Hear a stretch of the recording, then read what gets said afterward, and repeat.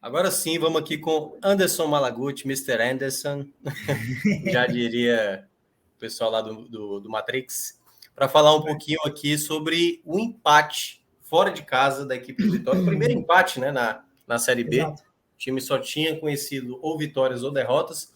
Um time Perfeito. bastante alterado, né, Malaguti, assim, com baixas importantes no elenco. Novamente, Léo Gamalho, né, não conseguiu ter uma sequência, apareceu uma nova lesão. O Wellington Nem, que está aparecendo aqui na tela para quem está acompanhando, foi o responsável por abrir o placar. E já no final da partida, o Avaí acabou empatando. Então, eu queria que você falasse um pouco do que foi esse jogo, as dificuldades que o Vitória teve com o time, né? Conseguiu sustentar o resultado positivo boa parte do jogo, mas acabou no final tomando o gol e saindo com um ponto. Então, eu queria que você falasse um pouco o sentimento de frustração ou de não, tá tudo bem, o empate aí tá no caminho, seguimos ali na ponta da tabela, tá ok, ou não? Boa noite, Minhoca, boa noite a quem está nos acompanhando, ou bom dia, boa tarde, independente de onde e quando você vai assistir esse podcast e ver também, né? A gente está no YouTube também. Então, é um jogo que sim sai com um gostinho de pontos perdidos no caso, né? Porque justamente por ser um gol lá próximo dos 40, já foi 38 do segundo tempo, sim, tem um pezinho chato aí, mas é um resultado justíssimo, né? Eu, na minha avaliação que eu faço do jogo, é um resultado justíssimo. O Vitória fez um grande primeiro tempo, foi até melhor do que o último jogo, que aliás foi ao contrário, no último jogo que venceu contra o CRB foi justamente o contrário, né? Fez um péssimo primeiro tempo e um segundo tempo bem bom. Mas a gente tem que falar novamente sobre os desfalques do Vitória, bem como você falou aí, né? O segundo jogo já que o Léo Condé vai para o jogo com alguns desfalques. Esse especificamente foram 4. Em relação ao último jogo, claro que tem outros ainda, tem Giovanni Augusto, tem Zé Hugo também, mas em relação ao último jogo foram 4 desfalques, 4 mudanças, aliás, porque na verdade 3 por lesões, Mateuzinho, Osvaldo e Léo Gamalho, e Zeca por opção. Até me chamou, acho que foi da minha parte, sim, acho que principalmente foi curioso essa parte do Zeca ter sido poupado, até porque o Railan entrou e assim, foi péssimo mesmo, foi um primeiro tempo, fez um péssimo primeiro tempo, ele acaba saindo no intervalo, mas surpreendentemente o Vitória fez um bom primeiro tempo, até porque Léo Condé foi com 3-4-3, com 3 zagueiros. Foi o primeiro jogo nessa Série B que ele optou por 3 zagueiros, né? Entrando o João Vitor também no lugar, fazendo a trinca, né? Com Camutanga e Wagner Leonardo. E ainda tem o Marco Antônio, que praticamente ele é um zagueiro, mas está jogando como volante. Então, assim, ele reforçou bem a defesa para dar liberdade para os alas, porém, novamente, na minha avaliação, como eu avaliei no último jogo, os alas, principalmente Marcelo de novo, muito mal, principalmente no ataque, quase nulo, é um jogador quase nulo que vai para o ataque, então isso quando você tem 3 zagueiros é muito ruim na dinâmica do jogo. Mas teve um jogador que foi fundamental no primeiro tempo, não só no primeiro tempo, acho que até no segundo tempo ele também cansou um pouquinho, mas também no segundo tempo disparado o melhor do Vitória, que foi o Wellington Ney. Ele, no último jogo, até você estava comigo analisando o jogo, eu comentei, né, que ele entrou super bem no segundo tempo, conseguiu cavar algumas faltas interessantes, que resultaram inclusive em cartão amarelo para o CRB, e no jogo de hoje, ele foi o motorzinho do time. Lembrou muito aquele Wellington Ney de quando ele surgiu, lá no começo da carreira dele, jogou no Fluminense, depois foi para a Europa. Foi o primeiro jogo dele também que ele começou como titular. Muito bem, muito participativo no jogo, fazendo os principais. Pelo Fortaleza, ele. Como é? Ele passou pelo Fortaleza aqui. Pois é. Eu não me lembro da passagem dele, por eu não me lembrar, acredito que não deve ter sido tão bem, né? Não, aliás, só um parênteses aqui, eu na época, né, assim, o Wellington nem passou pelo São Paulo, e Sim. Eu vi o quanto ele jogou, assim, foi uma das piores contratações que o São Paulo fez, e assim, tem muitas, né, nos últimos anos. E quando ele chegou para o Fortaleza, eu até cheguei a falar assim, olha, uma das piores contratações que o clube pode fazer hoje é trazer o Wellington Nem. E a torcida do Fortaleza na época, pô, peraí, pô, deixa o cara jogar. Eu falei, olha, até foi por questão de rendimento. Ele ia ganhar um salário muito baixo. Mas assim, eu não gastaria a mesma coisa que o São Paulo tá fazendo agora com o Alexandre Pato, que tá voltando. Vai ganhar pouco, mas eu não dou. Velho, pagar R$ 1.000 no Pato, pô, R$ 1.000, velho. É um almoço, pô. Verdade. Um almoço pros caras, entendeu? Então, assim. E assim, tem que se analisar também se teve uma noite inspirada, se ele vai manter essa sequência, porque assim, avaliando os últimos 2 jogos, ele de fato entrou no segundo tempo, foi bem no segundo tempo, foi o motorzinho do Vitória no segundo tempo contra o CRB, e hoje no primeiro tempo espetacular dele, muito bem no jogo, muito participativo. Inclusive, ele bateu também uma bola no travessão. Vamos começar a falar mais do jogo assim, porque eu quero comentar o primeiro tempo também. O primeiro tempo começa com um jogo muito amarrado. O Vitória um pouquinho perdido ainda em campo, né? Mas conseguiu principalmente com o Wellington Ney, marcar o primeiro gol. E foi curioso porque foi o jogo do melhor ataque contra a pior defesa, né? O Avaí, um comentário que eu queria fazer também, acho que é um dos piores Avaís que eu vi dos últimos anos. A minha primeira oportunidade como jornalista esportivo foi cobrindo time de Santa Catarina, então eu acompanhava muito bem o Avaí lá em 2018, 2019. De lá para cá, disparado, o pior Avaí que eu vi, tanto é que é a pior arrancada do Avaí.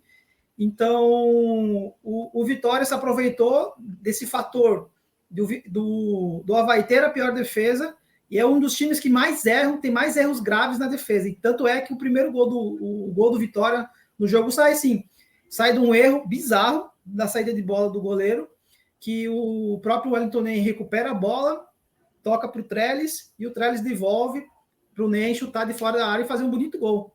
Foi um bonito gol mesmo. Isso aos 18 do primeiro tempo, que deu uma tranquilidade melhor para o Avaí. E já aos 23, o Vitória tem novamente uma grande chance com o Ney, que ele bate uma bola no travessão, uma falta no travessão, que inclusive o goleiro do Avaí fez uma defesa ia ser um frangaço. A verdade é essa, ia ser um frangaço. E no rebote, o Marco Antônio acabou sozinho.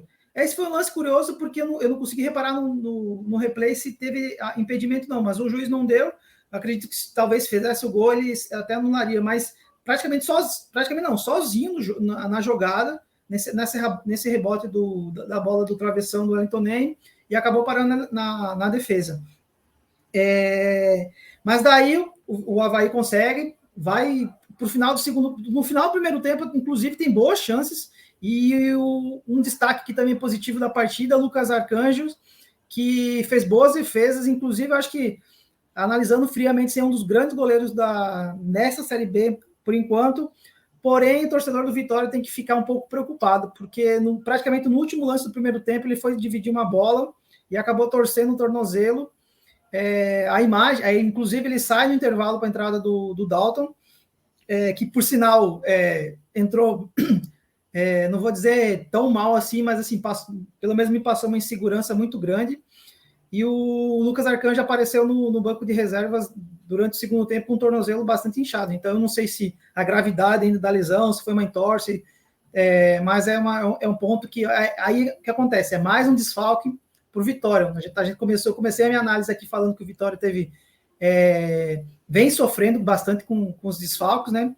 E o Lucas Arcanjo pode ser que vire aí mais um. O próximo jogo do Vitória é na outra sexta-feira, né? Contra a equipe do Ituano, no Barradão e tal. Isso, mas a gente tem que ver, né? Saber se foi algo mais sério ou se foi realmente um entorse ali, um inchaço, que com o gelo até a sexta consiga se recuperar. A gente vai ter que acompanhar aí durante a semana. Mas daí começa o segundo tempo com o Léo Condé fazendo 2 modificações, né? Que é a própria entrada do Dalton e também o Zeca no lugar do Raylan, né? Raylan foi muito mal no primeiro tempo. Então, só que daí o segundo tempo do Vitória é praticamente outro jogo, se acomodou muito no placar. Eu acho que Léo Condé talvez demorou também para entender um pouco desse segundo tempo, e principalmente também as mudanças talvez não fizeram tão bem para o time, né? Porque o que acontece? Mas um pouco já esperado, né, Malaguti? Porque se o time já não tinha suas peças principais, Exato. As substituições que teoricamente você faria e já estavam jogando, As outras opções que restavam, aí já era mais difícil ainda de manter o nível. É basicamente o reserva do reserva, né? Ou Isso. terceira, da segunda para a terceira opção em diante. Então, assim, contou muito. Então, eu venho fazer uma análise do Vitória ao longo da Série B, que o Vitória se reforçou bem para a Série B, fez boas contratações, que vem trazendo resultados, mas quando começa a voltar para o time original ou necessita mais a vitória, e aí, tanto é que aí entra, ele tira Rafinha, que Rafinha também é muito mal no primeiro tempo, foi um dos pontos negativos do primeiro tempo, e coloca Thiago Lopes. Aí Thiago Lopes de novo, a gente está aqui falando, não é perseguição, mas de fato Quem ele não é. vem... É quem ele é, né? Então, assim, é um jogador que não vem correspondendo ainda, não está agradando. Aí depois ele tira também Rodrigo Andrade para botar o Léo Gomes. Mas aí o Avaí vai para cima, o Avaí aproveitou esse momento de instabilidade do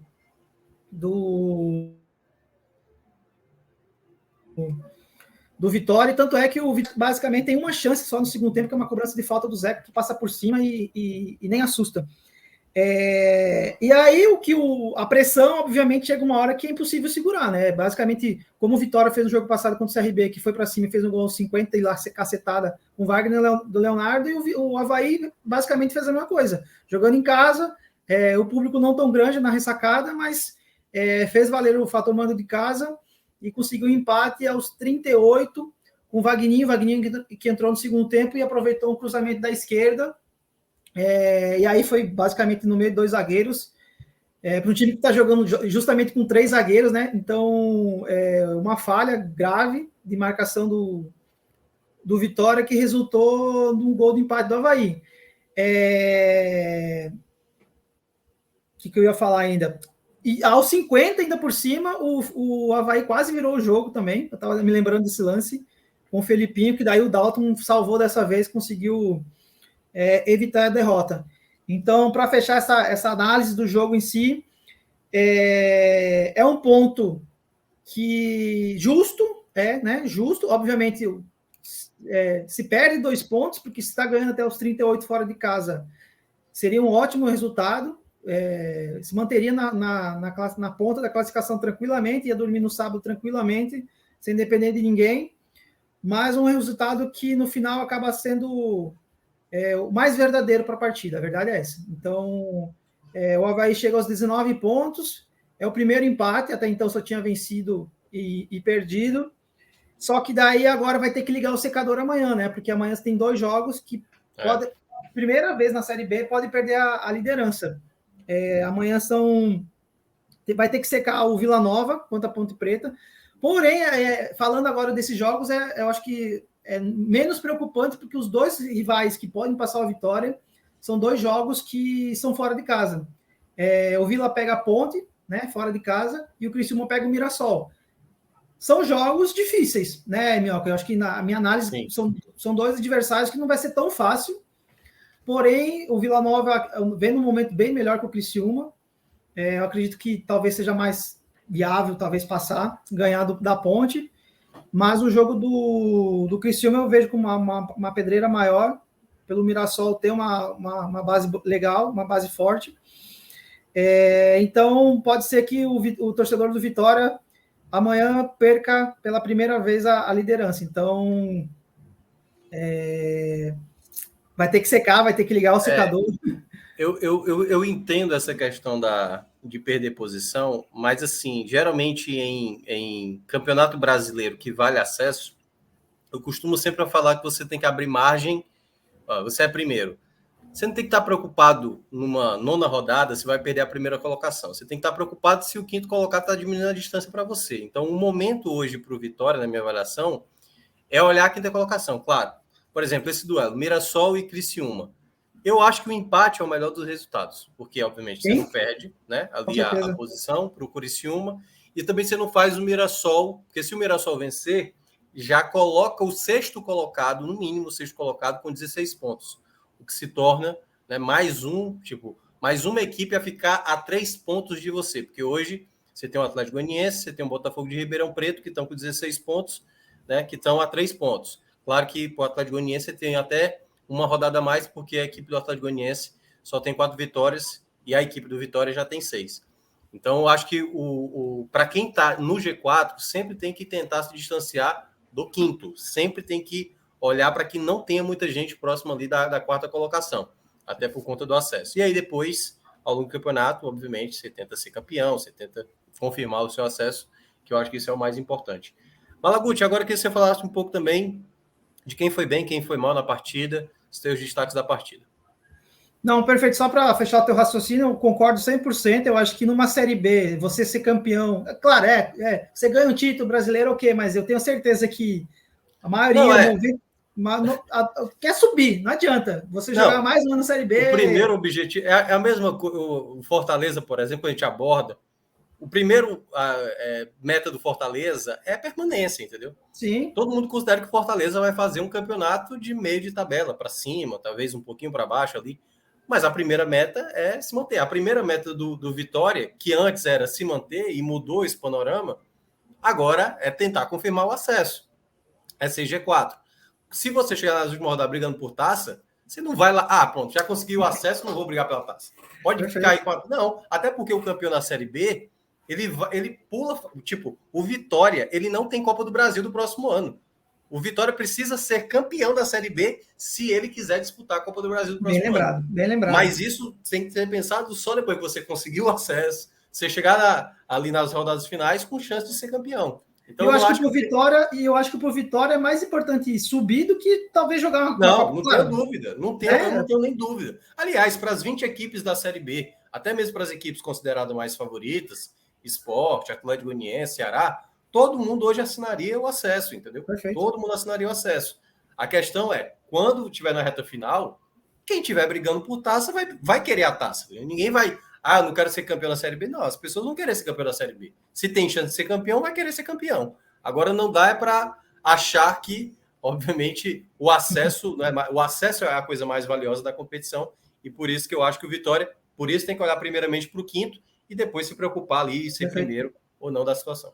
Perfeito. Então, a gente fechou essa parte e agora indo para os meus destaques positivos, eu acho que eu já falei bastante do Wellington Ney, não tem como fugir dele hoje. Eu acho que, inclusive, ele está cavando uma vaguinha aí no time titular.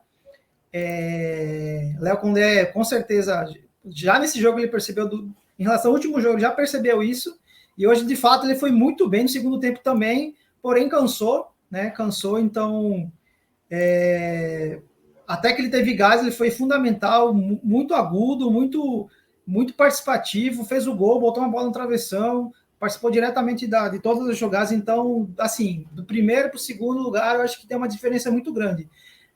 Acho que em segundo lugar, Lucas Arcanjo, até que teve em campo, foi fundamental também, eu dou meu voto para ele hoje. E talvez meu terceiro difícil.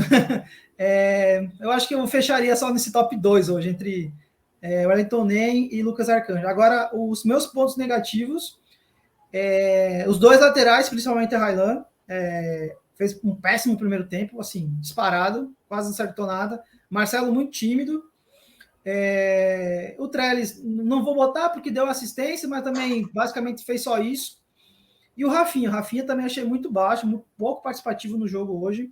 Esperava um pouquinho mais dele hoje. Ele ganhou mais uma chance hoje, mas seria meu terceiro aí do pódio. Mas botaria Raylan, Marcelo e Rafinha. Pronto, acho que esses três.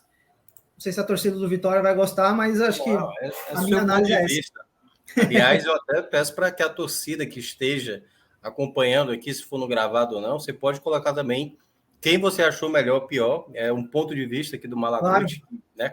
Cada pessoa analisa de uma forma, e todo torcedor também tem os seus destaques, quem foi bem, quem foi mal. Então, agradeço, Malaguti.